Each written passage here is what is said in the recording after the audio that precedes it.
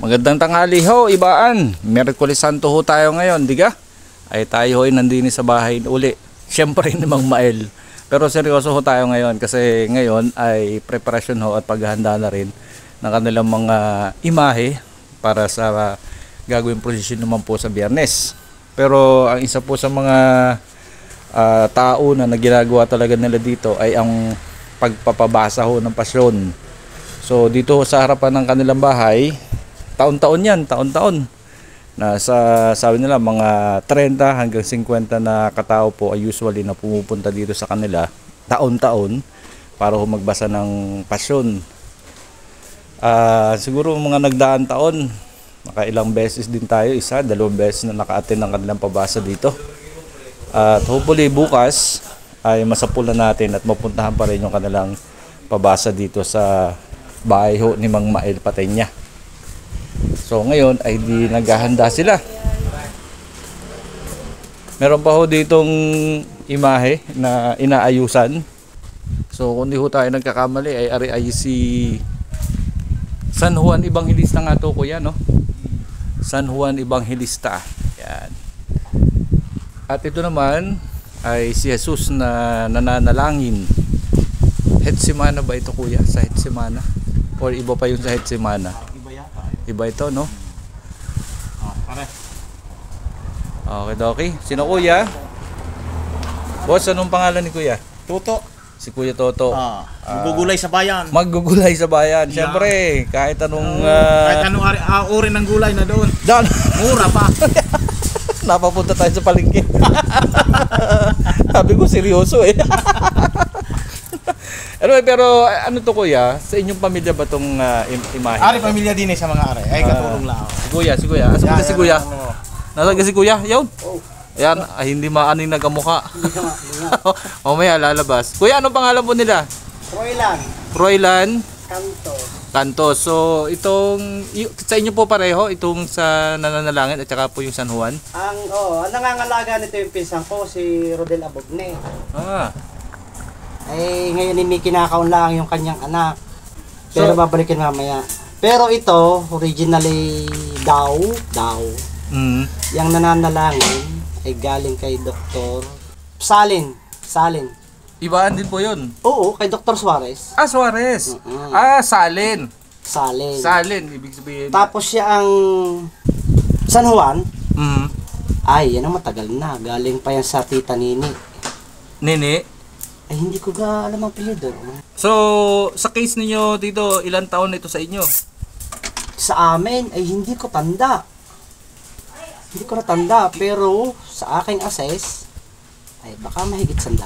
100 taon? Oo. Yang San Juan. Wow. Dahil ang nawalang Tita Nini, bata pa, nasa sa kanila na.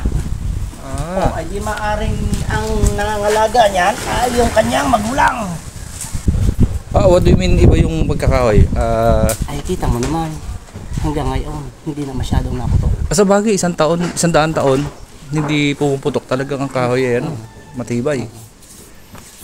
Antik. Pero mga paring tutong kung ang dali na. Ano to, bossing? Ano pa yung mga idadagdag natin? Sa nakikita ko, mga ilaw itong nilalagay natin eh. Meron pa ba tayong mga additions dito? Ay di, ang kulang dyan, bulaklak. Bulaklak at saka sayal. Sinisikir na lang ang ilaw. Tapos sa Biyernes, yun lang, daw. Dahil hindi naman ako umattend ng meeting eh. Kasi ito nananalangin pa eh. So, yung Biyernes Santo natin, yung last day na. Kaya si San Juan ang kasama natin doon. At sila, ang alam ko ang kanilang grupo, yung grupo ng kamarero ay may sinusunod na libro. Okay, so si Kuya, 100 taon na raw ito sa kanilang pamilya. Itong San Juan. Itong San Juan Evangelista, ito yung 100 years na, siguro mahigit pa raw. Si Kuya Harold naman, nagluluto.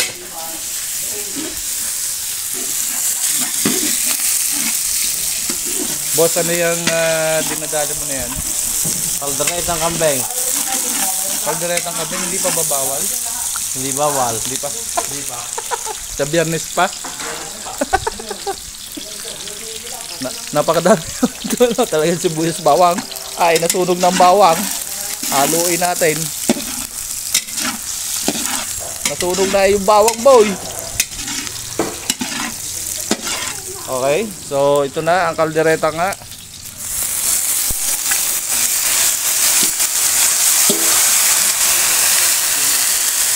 Kambing ito?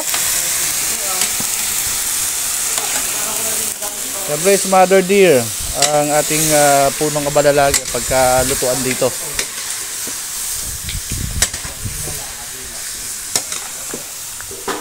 Boss, ilang kilo ang ating kambing? 20 yata yan. 20 kilo. Ay isa mo nadali yung kambing na yun. Padre Garcia. Sa kay Tano. Regalo? Regalo? Bigay. Saan kapatid? Sa akin bayaw yan. Ah, nga pala. Kung bibili ng kambing, maraming kambing daw ang pagbibili. Sa kay ano, kay Doktora Cayetano. Doktora Cayetano.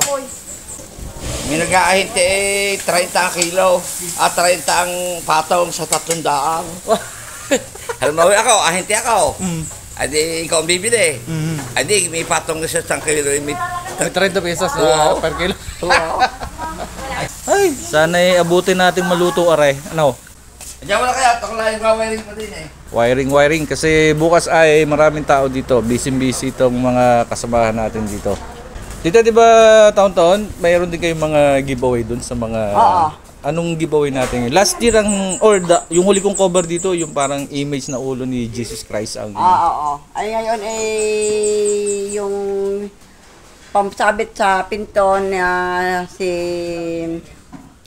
Saint Benedict. Saint Benedict. Oo. Oh, bakit naman tita Saint Benedict ang napili natin? Oo, di yun ay magdadasal sa kayo yung sinasabing yung mga pang ano sa mga masamang espiritu. Ah, okay. Protection sa bahay. Oo. Okay. May sample ka dyan, tita? Meron, talaga. Tingnan natin yung giveaway. Kasi every year, siyempre, Oo. yung mga nagdadasal dito, laging may pabaon at giveaway or pasasalamat na rin. Ano? Pinakapasasalamat na ng pamilya Patenya dahil nakisa sila sa pabasa dito. So, yan. Ito ang loob ng bahay. Ganda, no? Medyo antique to. Oldies style. Pero napangalagaan nila. Tapos itong harapan na to, ito lang siguro yung malaking changes na naayos nila. At ang Mang Mael ay DBC sa pag-i-install, pagpapailaw. Ito bossing, kasama sa procession mamaya. Oo, kasama. Kasama na. Pero sa Biyernes, kasama din. Ay, hindi na. Ipatay na eh. Ay, oo. Patay na. Oh, ito. Patay na. Ito daw ang, okay. This is the, last, year ito? 22. Nung matapos ang pandemic. 2022. Oo. Kasi yung inabutan ko yung Ay, buong iba pa. ulo eh. Ay, hindi. Yan nga yan. Dahil di kayo nag-resume ng ng pandemic. 2022. So ito yung pinamigay natin. Ito nga, This time, hindi, 24. ito yung 2024 natin. Ari ipanglagay sa pinto. Okay. Ring siya, ring. Oo, yeah. Ari yung sinasabit sa pinto. Maganda. Saint Benedict ito, Saint Benedict. Saint Benedict. Ayan. So, yung mga magdadasal po dito bukas, ito yung kanilang matatanggap mula sa pamilya Patenya. Bilang pasasalamat sa pakikiisa po sa padasal nila dito. Sa poong Traskaidas. Pwede makahingi ako niyan. Yes! Kahit hindi ako nagbasa. Orbins! Para sa may souvenir. Yeah, para may protection din tayo sa bahay. Sa bahay. At balikan naman natin itong kalderetang kambing na talagang, ano gang pagkakalakas ng apoy niyan pare. Okay. Balikan natin ito mamaya pagka mainit, pagka luto na, pagka titikim na. Isinama niyo ba ito kuya dun sa sa exhibit? Oo, sinama. Binaba itong andas, itong pinakaitaas. Pinasok, itinuloy 2 patong, di na gulong wiring, di binubuo na ulit.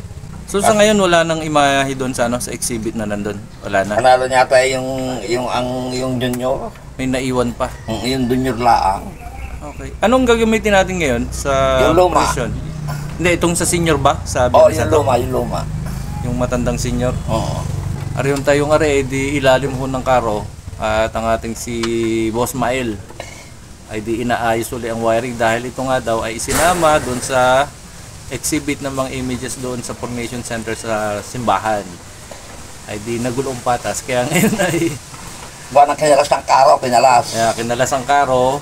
So yung mga linya na original ay di nabago din kaya pinapatas uli ngayon. Aba boss, makulay na. Makulay na ang sabaw. Nilaga yan, nilaga. Pwede na rin. Ay, masarap na sa bagong ahon na kanain. Nilaga yan. Maya-maya at ating pampalalaputay yung maigay. Idaw nga kung kaigin are. Yo. Bukas pa daw ang finish product na rin. Nilabog muna. Ay ariho ay kalderetang kambing. Bukas daw umatindihan timpla na rin.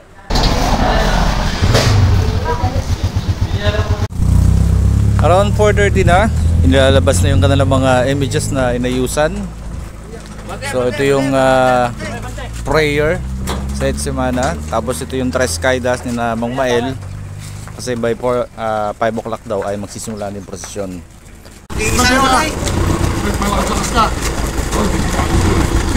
Pupunta na po tayo ngayon sa patio ng simbahan. Kasi nandun na rin yung ibang mga images. So sabi ng mga nakausap natin, nasa 30 daw yung images na mapoprosesyon ngayon. Titingnan natin sa patio kung ganun nga karami.